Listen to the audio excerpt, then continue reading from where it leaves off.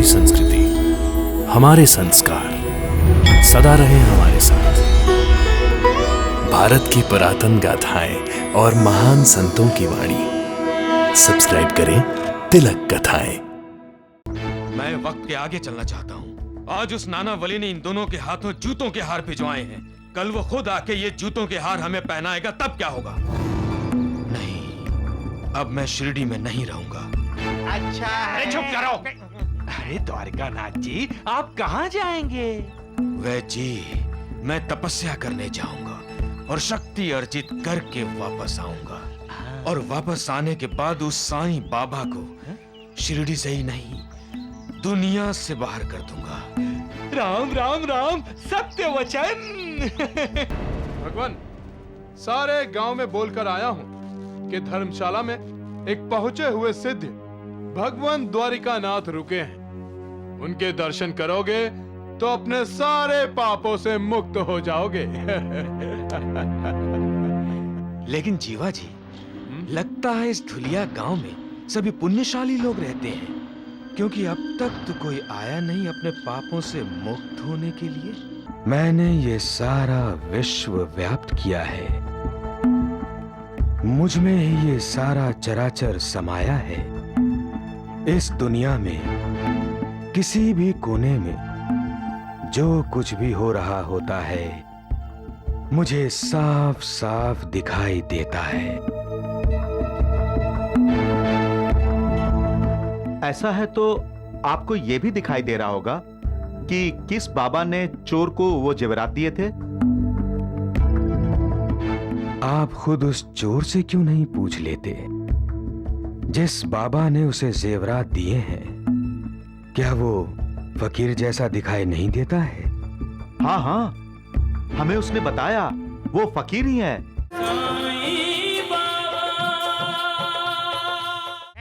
अरे मूर्खो, अरे ये जूतों का हार लिए क्यों आ रहे हो? लगता है शिरडी वासियों ने इन्हें जूतों के हार पहनाए हैं। पहनाए नहीं है, हमें पहनाने के लिए दिए हैं। किसने दिए हैं? नहीं नहीं, किसने दिए हैं? नाना वली ने। हाँ, और कहा है एक हार जीवा जी को भी पहना। और दूसरा द्वारिकानाथ जी को। अरे चुप करो मूर्खो। फिर से दांत दिखाए तो दांत तोड़कर उन्हीं का हार बनाकर पहना दूंगा।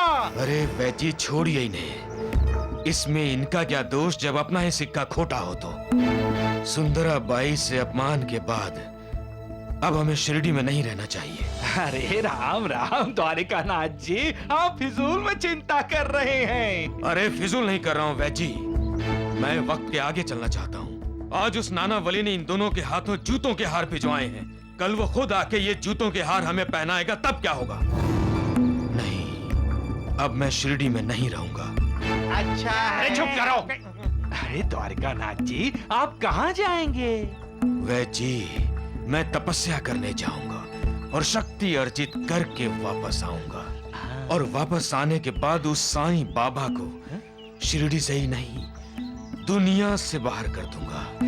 राम राम राम, सत्य वचन।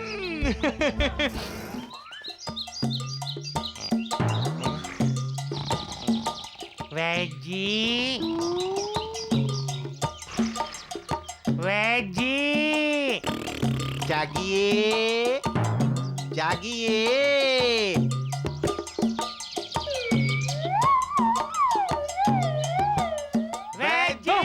अरे राम राम राम। अरे तुम दोनों क्यों चिल्लाते रहते हो? अरे मेरे कानों का पर्दा फाड़ डाला तुम दोनों ने। अरे नालायकों, कहाँ से आ रहे हो तुम दोनों? कहाँ से? वहां से जहां आपको जाना है। हाँ, आप भी चलिए। साईं बाबा की आरती चल रही है। हाँ, और आरती के बाद खाने को प्रसाद भी मिलेगा। हाँ, वैद जी, आपने भी तो सुबह से कुछ नहीं खाया है, हमारी तरह नाश्ता भी नहीं किया ना। और मेरी मानिए, द्वारकानाथ जी तो हमें छोड़कर चले गए हैं। अब आप भी साईं बाबा के शरण में आ जाइए। हाँ, आपका उद्धार हो जाएगा। और आपके साथ साथ हमारा भी उद्धार हो जाएगा। क्यों नहीं, लेकिन उससे पहले मैं तुम दोनों को नाश्ता खिला देता हूँ। रुको, करके चलेंगे। तुम दोनों का उद्धार कर देता हूँ। उद्धार, उद्धार, उद्धार। नालायकों, अरे आओ, भाग जा रहे हो नमक हरामो। अरे नाश्ता खाओ। अरे राम राम। इन बेचारों को क्यों मार रहे थे वैद्य जी? साईं बाबा, दगड़ू और ढूंढू तो आपको अपना गुरु मानते हैं। हर गुरु को दगड़ू और ढूंढू जैसे अच्छे शिष्य नहीं मिलते वैद्य जी। उनके आप पर बड़ी श्रद्धा है। हाँ हाँ पता है मुझे। ठीक है, ठीक है। इन्होंने ठीक ही कहा था वैद्य जी। जब द्वारकानाथ जी शिरडी में थे तो आप अपना पेशा ही भूल गए थे। द्वारकानाथ जी की संगत में आप पता नहीं कहां कहां भटक रहे थे। देखो देखो साईं, मुझे तुम्हारे उपदेश की जरूरत नहीं है, समझे? लेकिन मेरा उपदेश देना जरूरी है। जैसे एक माँ अपने बच्चों की भलाई के लिए उन्हें कड़वी दवाई पिलाती है, वैसे ही अपने भक्तों के कल्याण के लिए मेरा उपदेश देना जरूरी है। देखो देखो साईं, मैंने कह दिया तुमसे, मुझे तुम्हारे उपदेश की जरूरत नहीं है। मुझे किसी की जरूरत नहीं है। लेकिन आपको एक गुरु की सख्त आवश्यकता है वैद्य जी। सद्गुरु ही ज्ञान की आंखें खोलकर आत्मा की दिव्यता का अनुभव करा सकते हैं वैद्य जी। आत्म साक्षात्कार होने के बाद ही आप इस सांसारिक भूल भुलैयों में उलझे नहीं रहेंगे। सबका मालिक एक। किसने कह दिया कि हम हिमालय जा रहे हैं जीवा जी? किसने? और क्यों जाएंगे हम हिमालय? हाँ, क्यों जाएंगे? आप तपस्या करने वाले हैं ना भगवान? इतने साल मेरे साथ बिताने के बाद भी तुम मुझे समझ नहीं सके जीवा जी। मैं तो शिरडी वालों की फटकार से बचने के लिए यहाँ तपस्या का बहाना करके आया हूँ। तो क्या अब आप इसी धुलिया गांव में रहेंगे? मैं उस साईं बाबा को धूल में मिलाना चाहता हूँ जीवा जी, धूल में। यहाँ पर तब तक हूँ जब तक शिरडी वाले उस सुंदराबाई वाले हादसे को भुला नहीं देते। लगता है पुलिस वाले किसी चोर का पीछा कर रहे हैं। मैं देखता हूँ भगवान।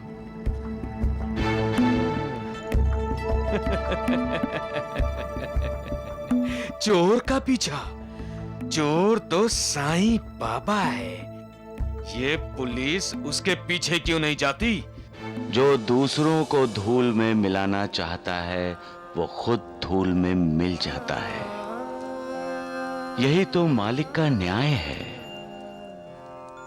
अविचार को कभी मन में जगह मत दो, हमेशा सद्विचारों को सुनो, तभी तुमसे सदाचार और सत्कर्म होगा। किसी से ईर्ष्या करने से तुम्हारी प्रगति कभी नहीं हो सकती। प्रगति के लिए साधना की, तपस्या की जरूरत होती है। अगर तुम सफल साधक नहीं बन सकते तो तुम्हारा जन्म व्यर्थ है। और साधक बनने की पहली सीढ़ी है, न किसी की निंदा करो, न किसी की निंदा सुनो। दूसरों का बुरा कभी मत सोचो, कभी मत करो, भला करो। हर एक का भला, सबका मालिक एक। भगवान, सारे गांव में बोलकर आया हूं कि धर्मशाला में एक पहुंचे हुए सिद्ध भगवान द्वारिकानाथ रुके हैं। उनके दर्शन करोगे तो अपने सारे पापों से मुक्त हो जाओगे। लेकिन जीवा जी, लगता है इस धुलिया गांव में सभी पुण्यशाली लोग रहते हैं, क्योंकि अब तक तो कोई आया नहीं अपने पापों से मुक्त होने के लिए। क्या है भगवान, आजकल लोगों को साधु संतों से ज्यादा दिलचस्पी चोर उचक्कों में हो गई है। क्या मतलब? मतलब ये है भगवान कि बहुत से लोग पुलिस स्टेशन में पकड़े हुए एक चोर के दर्शन के लिए गए हैं। चोर के दर्शन? जी हाँ, वो इसलिए कि उस चोर के पास से लाखों रुपए के जेवर मिले हैं। लाखों रुपए के जेवर? लगाना आपको भी झटका, अब दूसरा झटका भी लगेगा। पुलिस किसी बाबा की तलाश में है। किसी बाबा के? क्यों? वो इसलिए भगवान क्योंकि उस चोर का कहना है कि ये जेवरात उसे किसी बाबा ने दिए हैं जिसे वो जानता तक नहीं है।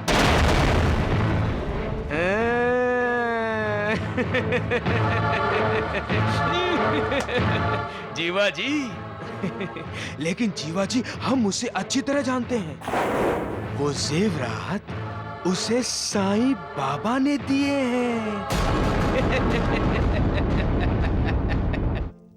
जय राम श्री राम, जय जय राम। सुनिए भगवान, भगवान, अरे भगवान, आप यहाँ ध्यान ग्रंथ पढ़ रहे हैं, वहाँ पुलिस यहाँ आ रही है। पुलिस? अरे पुलिस यहाँ क्यों आ रही है? भगवान, लाखों की जेवर की तहकीकात करने के लिए पुलिस यहाँ आ रही है।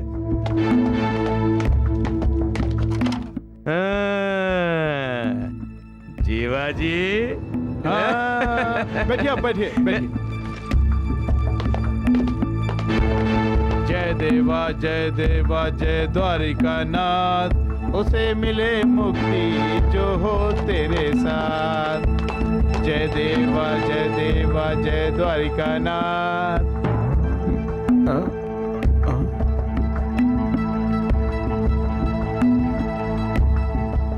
जीवा जी, क्या कानून के रखवाले आए हैं?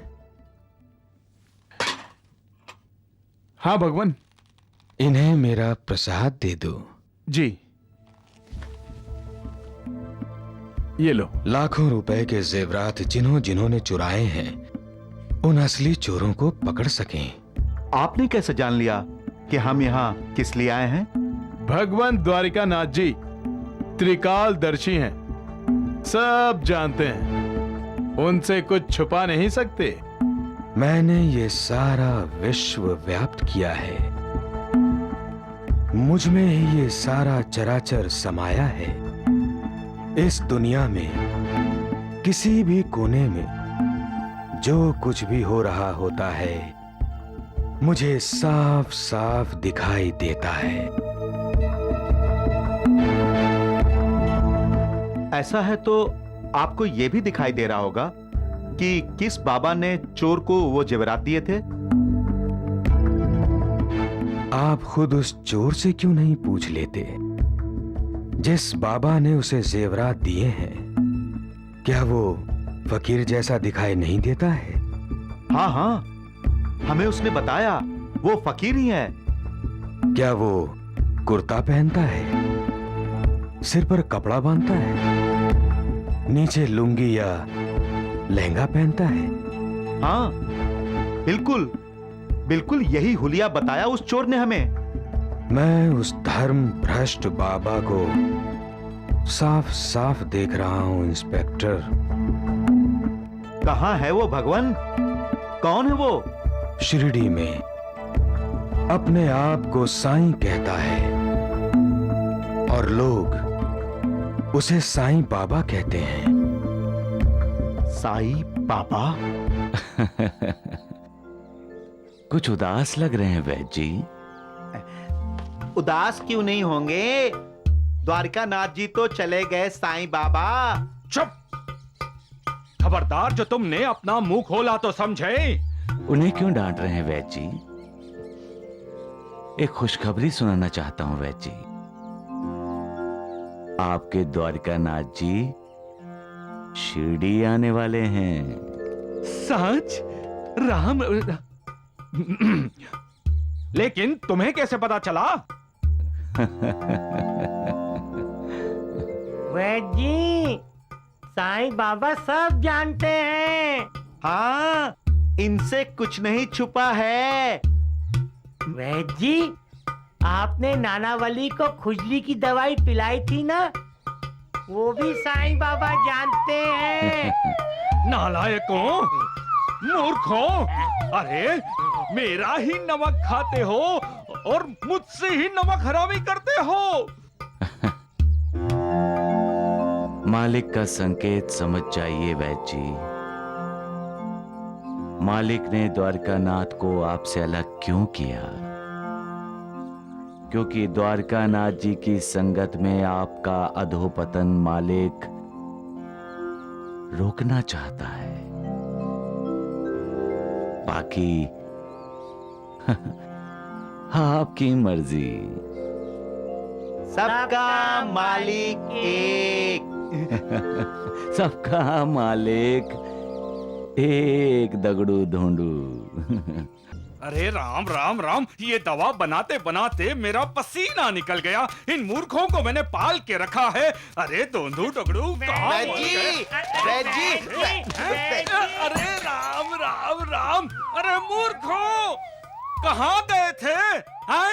अरे मैंने तुम दोनों को दवा पीस के रखने के लिए कहा था ना। हाँ हाँ, अब तो दवा ही पीसनी पड़ेगी। दवा के साथ साथ दुआ भी मांगनी पड़ेगी। दुआ? हाँ, वो देखिए बाहर पुलिस वाला आया है। राम राम, पुलिस वाला? लगता है पुलिस वाला आप ही को ढूंढ रहा है। अरे मूर्ख कहीं के, जो मुंह में आता है बके जा रहे हो। अरे इस वैद्य कुलकर्णी को पकड़ने आया है, मुझे मुझे हैं? और तू हाँ हाँ कर रहा है, हैं? मूर्ख कहीं के, मार दूंगा तुम दोनों को, मार दूंगा।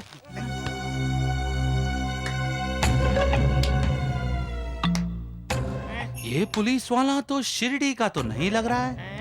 फिर यहाँ क्या करने आया होगा?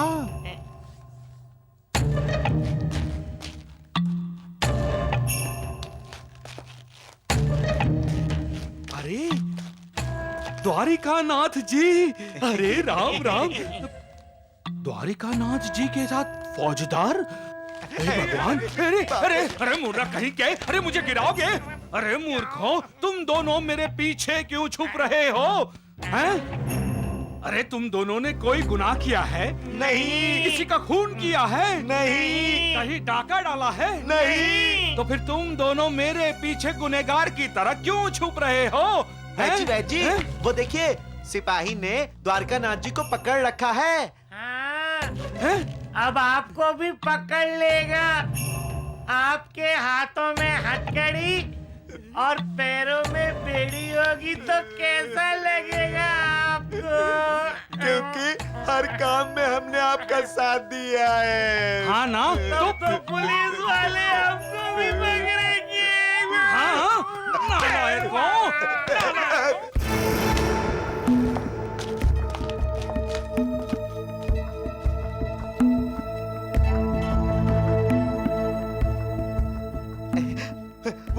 वो पुलिस वाले कहाँ जा रहे हैं? द्वारिकानाथ इधर ही आ रहा है।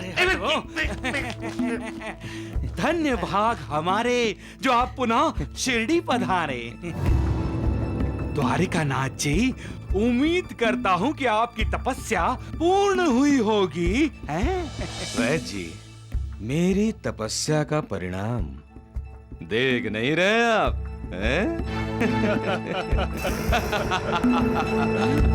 ये पुलिस वाले साईं बाबा को पकड़ने आए हैं। राम राम राम। अब देखता हूँ इस शिरडी में उस ढोंगी साईं का नामो निशान भी कैसे रहता है। तो वैद्य जी, कहिए भगवान द्वारिकानाथ की जय। आइए आइए भगवान द्वारिकानाथ जी। आइए आइए। हवाओं को कभी पकड़ा जा सकता है, फूलों की खुशबू को मुट्ठी में कैद किया जा सकता है। क्या आग को कोई बंदी बना सकता है? नहीं। फिर मालिक को कोई कैसे पकड़ सकता है? हवा सुगंध, अग्नि, ये सब हमें मालिक का साक्षात्कार कराते हुए कहते हैं कि ये सारा चराचर विश्व मालिक ने व्याप्त किया है, मालिक ने हमें बनाया है। और हम मालिक को बंदी बनाने का सपना देखें तो इससे ज्यादा मूर्खता और क्या होगी। मालिक के सामने हमेशा सिर झुकाना चाहिए। मालिक के सामने सर उठाने का मतलब उसको चुनौती देना। ऐसा दुस्साहस कभी मत करना। मालिक की वंदना करनी चाहिए। उसको बंधन में जकड़ने के सपने नहीं देखने चाहिए। हाँ, अगर मालिक को बंदी बनाना है तो उसकी भक्ति कीजिए। वो भक्ति का बंधन पसंद करता है। सबका बाबा, स्त्री का निर्माण करते समय वो ईश्वर ने क्या सोचा होगा? नानावली, दुनिया का निर्माण करने के बाद ईश्वर ने सोचा कि इस दुनिया का सृजन और पालन कौन करेगा। उस कार्य के लिए ईश्वर ने स्त्री का निर्माण किया और स्त्री ने भी ईश्वर के दिए कार्य को बड़ी ईमानदारी से, बड़ी जिम्मेदारी से निभाया। यहां तक कि पुरुष ये मानने लगा कि स्त्री के बिना वो अधूरा है। मैं जानती हूँ तुम मुझे बहुत प्यार करते हो, लेकिन मैं जिंदगी भर तुम्हारा साथ नहीं दे सकती। डॉक्टर ने मेरी जिंदगी से 6 महीने और निकाल दिए। मुझे मालूम है, इसीलिए तुम इतने दुखी हो। मैं अपने दुख से तुम्हें और दुखी नहीं करना चाहती। मैं तुम्हारी दुनिया से हमेशा हमेशा के लिए दूर जा रही हूँ। रुक जाओ बेटी, तुम्हारा पति रतन जी अस्पताल में है। तुम ये क्या करने जा रही थी बेटी? रतन जी को इस वक्त तुम्हारी जरूरत है। उसने खुदकुशी करने की कोशिश की थी।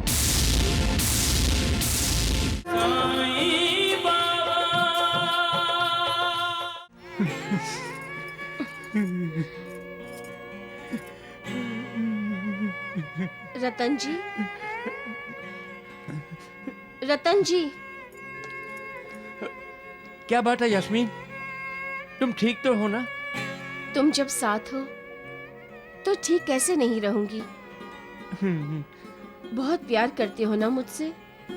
हाँ। मैं जो कहूंगी मानोगे?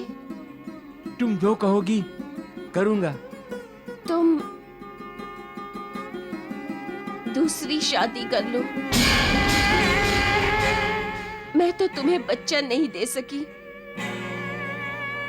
दे पाऊंगी भी या नहीं कोई नहीं जानता। दूसरी शादी से तुम्हें बच्चा मिल जाएगा। प्यार स्वार्थी नहीं होता रतन जी। मैं तुम्हें सुखी देखना चाहती हूँ। लेकिन मेरा प्यार स्वार्थी है। मैं दूसरी शादी नहीं करूंगा।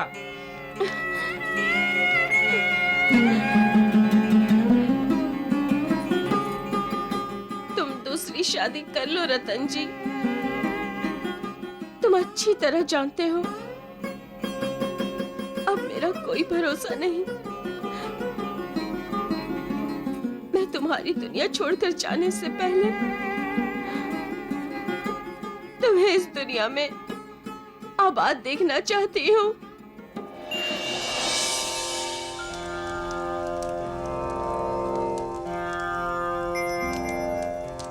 बाबा, आपकी आंखों में आंसू?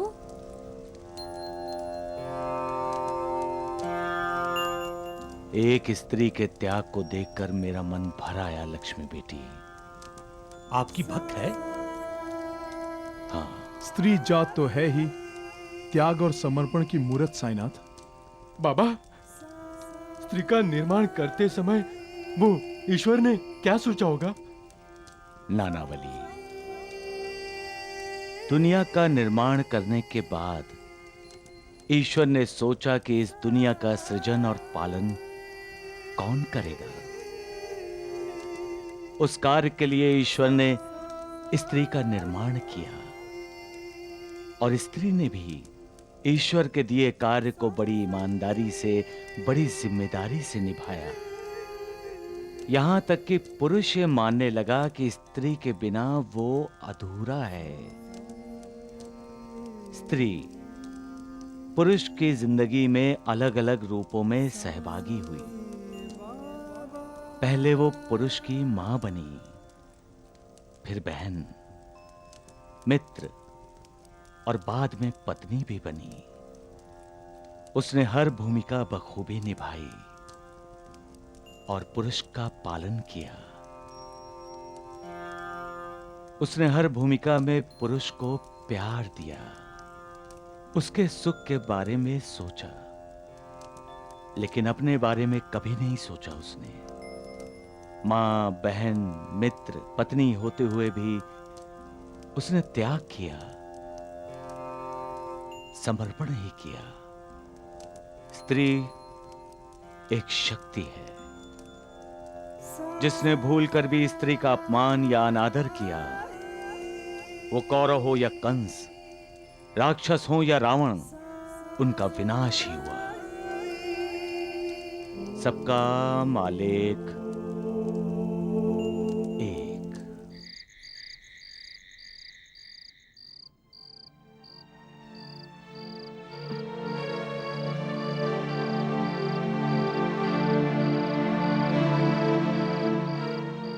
लेकिन मेरा प्यार स्वार्थी है, मैं दूसरी शादी नहीं करूंगा।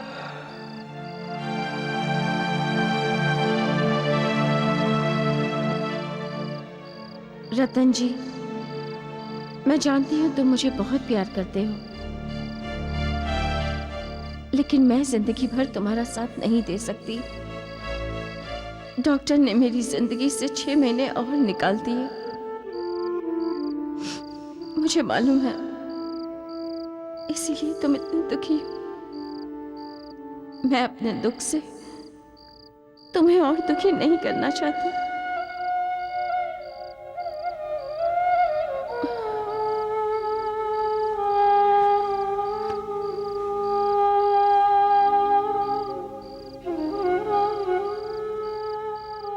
इस बदनसीब यास्मीन को माफ कर देना।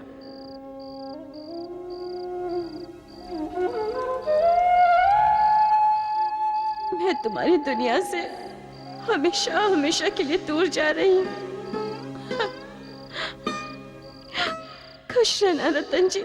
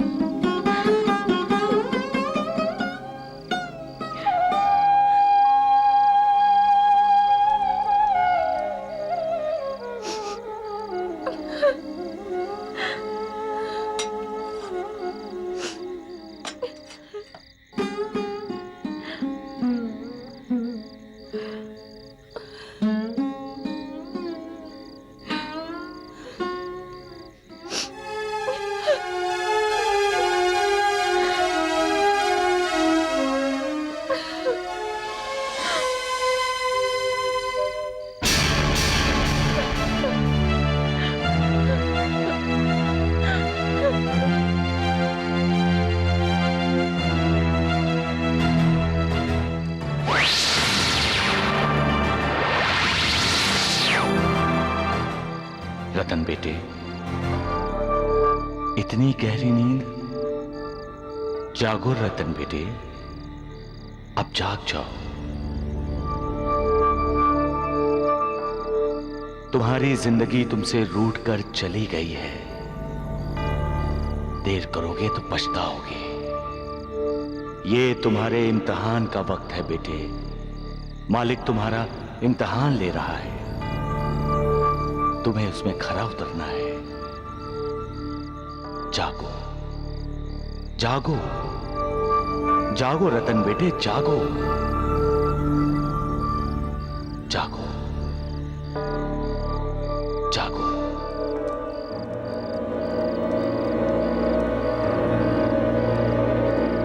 गुरुदेव, गुरुदेव, साईनाथ, साईनाथ, साईनाथ, साईनाथ। महालसापति,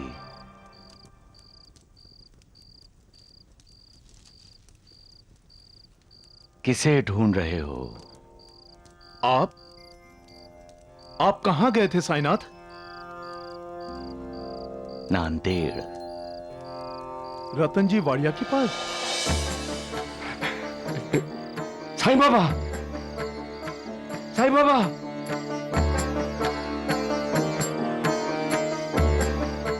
सपने में आकर साईं बाबा ने इम्तिहान की बात की। जिंदगी लूट कर जा रही है, इसका क्या मतलब? यास्मीन, साईं बाबा ने मुझे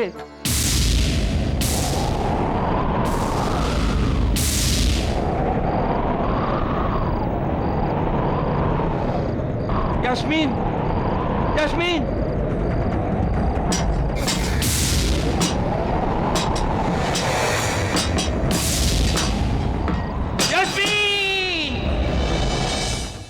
उसे धीरज देना और आगाह करना जरूरी था महालसापति। लेकिन आपने तो उन्हें आशीर्वाद दिया था, फिर वो धीरज कैसे खो सकते हैं साईनाथ? अपने कर्मों के भोग भुगतते समय बड़े बड़ों का धीरज डगमगाने लगता है। उनकी श्रद्धा,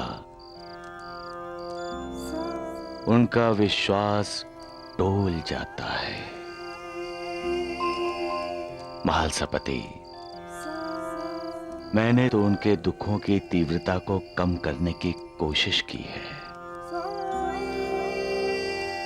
उनके प्रायश्चित में मैं हस्तक्षेप नहीं कर सकता। उनके कर्मों का भोग टालना मेरे वश में नहीं है। लेकिन महालसापति, जब तक उन्हें अपने कर्मों का भोग भोगना है, तब तक रतन जी और यास्मीन सब्र करें और उनकी श्रद्धा अटल रहे। बस यही कहना था। सबका मालिक एक। यास्मीन, यास्मीन, यास्मीन, मुझे छोड़कर मत जाओ यास्मीन।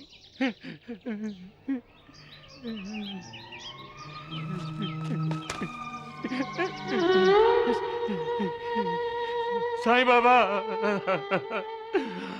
आप तो हर जगह हैं।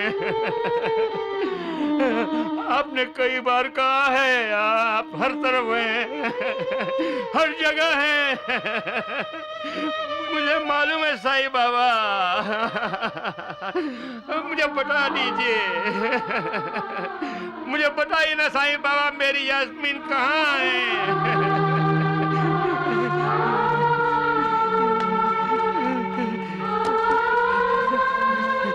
साईं बाबा, मैं नहीं जानता मेरी यास्मीन कहाँ है, लेकिन आप जानते हैं मेरी यास्मीन कहाँ है। मुझे पता है आप जानते हैं।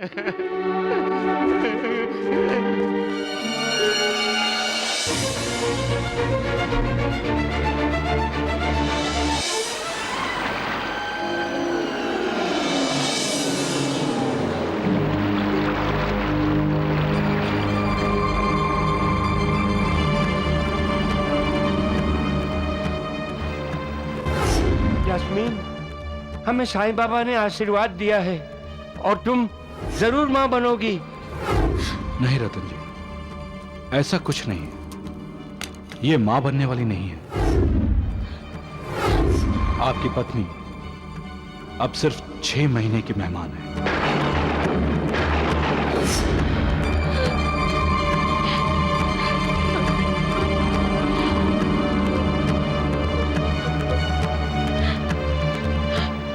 मुझे माफ कर दो रतन जी,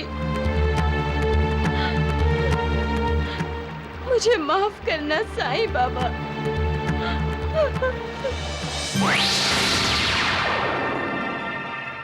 मुझे मौत का इंतजार करना मंजूर नहीं। मैं अपने साथ साथ रतन जी को मरते नहीं देख सकती।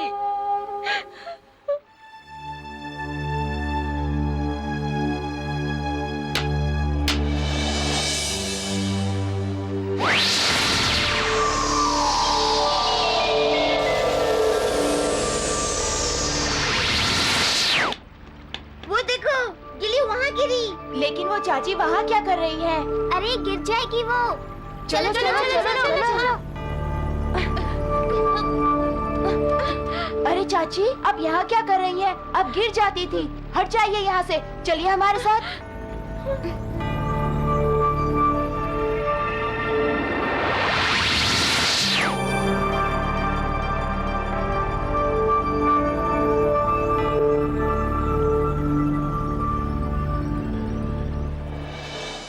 मैं हर तरफ हूं, हर जगह हूं, समस्त चराचर में मैं समाया हुआ हूं। श्रद्धा और भक्ति की आंखों से देखने वाले को मैं हर प्राणी मात्र में नजर आऊंगा। तुम चाहे कहीं भी रहो, जो चाहे करो, लेकिन इतना याद रखो, मुझसे कुछ भी छिपा नहीं रहता। मैं अपने भक्तों का दास हूं। मेरी भक्ति करने वाले को कोई हानि नहीं पहुंचा सकता।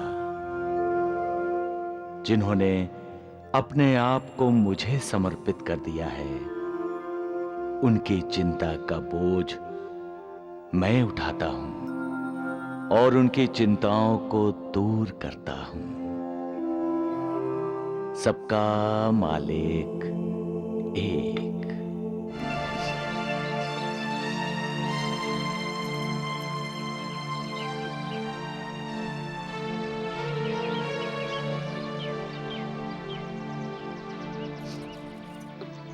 नहीं रतन जी, ऐसा कुछ नहीं है। ये मां बनने वाली नहीं है। प्यार स्वार्थी नहीं होता रतन जी। मैं तुम्हें सुखी देखना चाहती हूँ। लेकिन मेरा प्यार स्वार्थी है। मैं दूसरी शादी नहीं करूंगा। आपकी पत्नी अब सिर्फ 6 महीने की मेहमान है।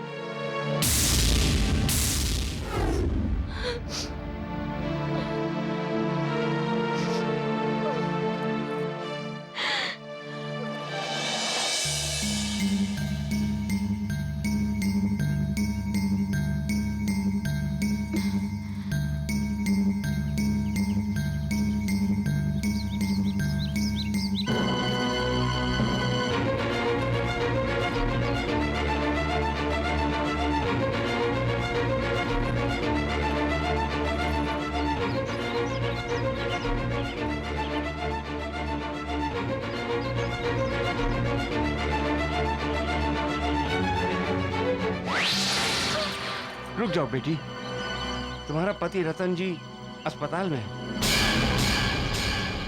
तुम ये क्या करने जा रही थी बेटी? रतन जी को इस वक्त तुम्हारी जरूरत है। उसने खुदकुशी करने की कोशिश की थी। उसे सरकारी अस्पताल में दाखिल किया है।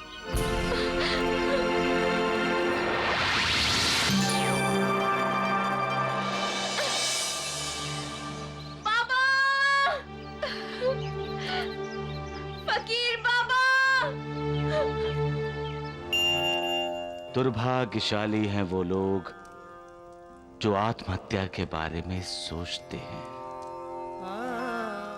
मालिक ने जो जिंदगी हमें दी है, वो ऐसे ही मिटाने के लिए नहीं दी है, बल्कि वो हमसे इस जीवन में कोई विशेष कार्य करवाना चाहता है। आत्महत्या का विचार तब आता है जब हमारा मन कमजोर हो जाता है और मन तब कमजोर होता है जब हम उसे ईश्वर की भक्ति में नहीं लगाते। ईश्वर की भक्ति में वो शक्ति है जो मन को कभी विचलित नहीं होने देती। हमारी जिंदगी का कार्यकाल उसने निश्चित किया है, तो इंसान क्यों अपनी जिंदगी का कार्यकाल समाप्त होने से पहले समाप्त करना चाहता है? ये तो मालिक को एक किस्म की चुनौती हुई, है ना? याद रखो, ये शरीर नाशवान है, लेकिन इस शरीर के अंदर का अशरीरी ईश्वर का अंश है, और यही अशरीरी ईश्वरी अंश हमें आत्म साक्षात्कार करा देता है। सबका मालिक एक। ये दवाई पी लो।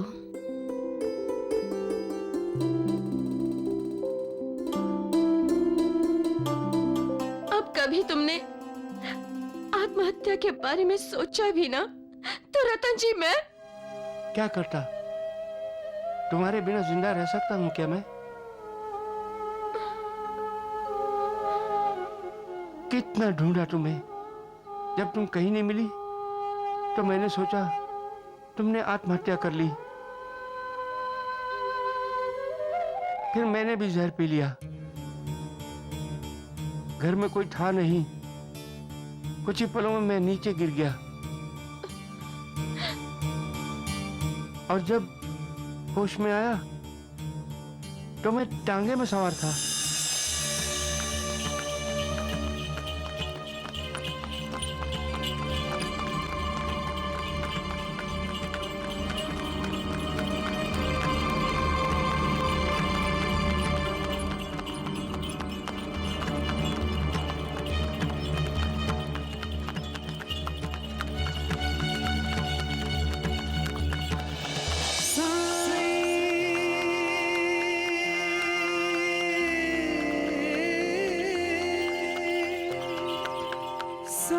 बाबा।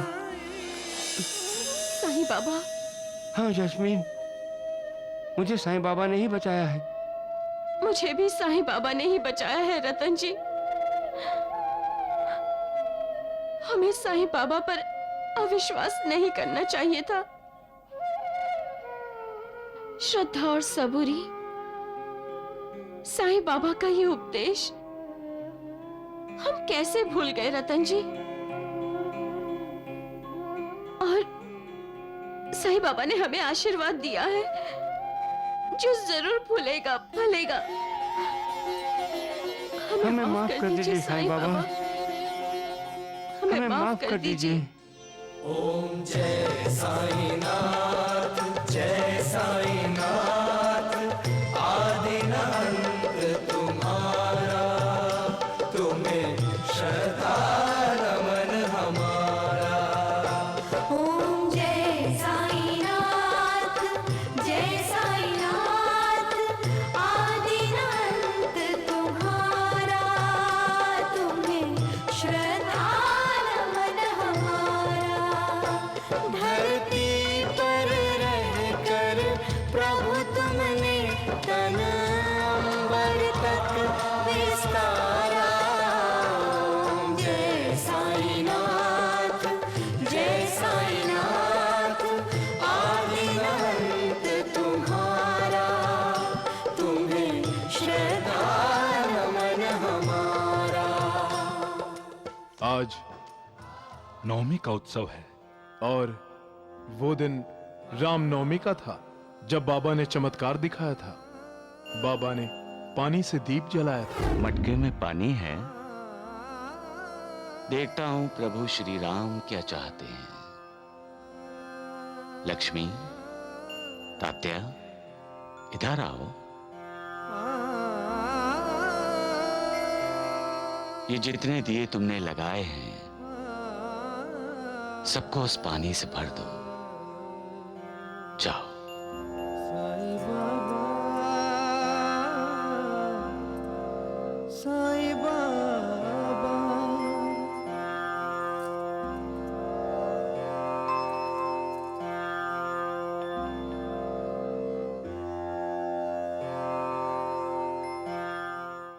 पगला गया है। पानी से दिए जलाएगा क्या?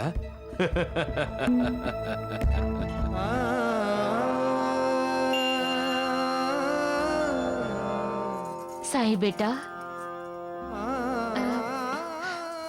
पानी से दिए कैसे जलेंगे? जलेंगे, जरूर जलेंगे। भैया ने कहा है तो जलेंगे ही। साईं बाबा पर श्रद्धा रखिए।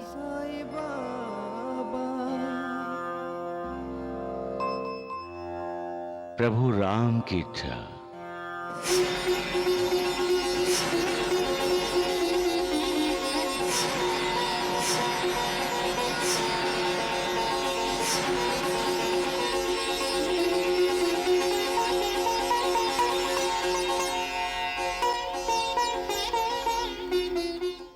आपका नाम और दर्शन दोनों सुख देने वाले हैं साईनाथ। आपके दर्शन मात्र से ही भय और चिंता से मुक्ति मिल जाती है। हे साईं बाबा, आप हमें सदा अपनी कृपा और आशीर्वाद का आश्रय देते हैं। हे सद्गुरु साईनाथ, आपके दर्शन से ही कर्म बंधन छूट जाते हैं। हे कृपा निधि, आपकी कृपा हो तो हम जैसे भक्तों का उद्धार निश्चित है। आप तारणहार हैं साईं बाबा। हमने कभी ईश्वर को नहीं देखा, लेकिन आप ईश्वर का ही रूप है। आप ईश्वर से कभी अलग नहीं हो सकते बाबा। सभी समझते हैं कि आप शिरडी में निवास करते हैं, लेकिन आपका निवास तो भक्तों के दिलों में है साईनाथ। हमारे लिए यही श्रेष्ठकर है कि अनन्य भाव से आपके श्री चरणों में अपने पापों की मुक्ति के लिए साईं साईं बोलते रहें। सगुण, महालसापति, नानावली, श्यामा, नूर, लक्ष्मी की मां, प्यारी बेटी लक्ष्मी, जो अनन्य भाव से अपने आप को गुरु को समर्पित कर देता है, उसकी आध्यात्मिक उन्नति निश्चित है। गुरु की शरण में जाने से शिष्य भय मुक्त हो जाता है।